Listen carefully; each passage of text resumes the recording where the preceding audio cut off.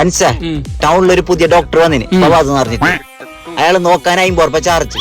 സുഖമില്ലെങ്കിൽ ഇങ്ങോട്ട് 500 രൂപ എന്ന് പറഞ്ഞിട്ട് അവിടെ എഴുതി വെച്ചിട്ടുണ്ട്.